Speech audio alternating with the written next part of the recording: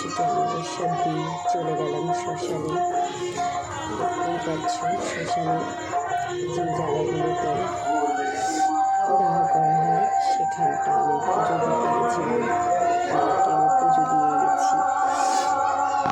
দেখো ওখানটা পুজো দিচ্ছি গাইজ। ওখানে এত ভিড় আজকে, কিন্তু আজকে মনটা এতটাই শান্তি লাগছিল তোমাদেরকে কি বলবো। জানি না তোমরা কে যাও, কিন্তু আমি কালী পুজোর দিন আর কৌশিকে অমাবস্যার দিন যাই রাতের বেলা। দেখতেই পাচ্ছ আমি পুরো থাকি ওখানটা।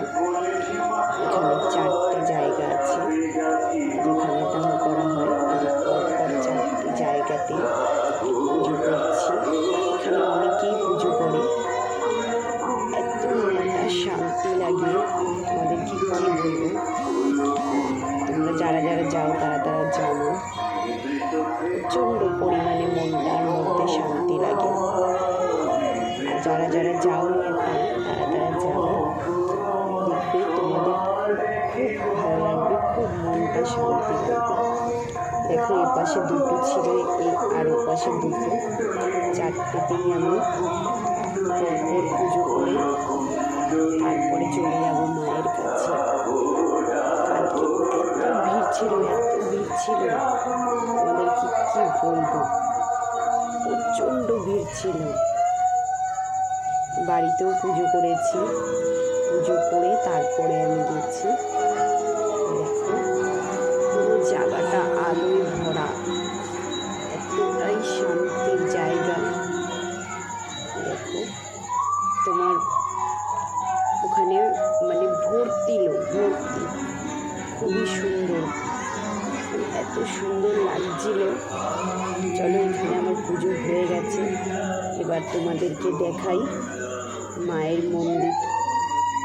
তোমরাও দেখবে, দর্শন করবে সবাই, আর যত পারবে সবাইকে ভিডিওটা শেয়ার করবে। যারা এখানে যেতে পারো না, ভয় পাও, তারাও দর্শন করে নিতে পারবে। এখানে মন্দিরের এক সাইডে আমি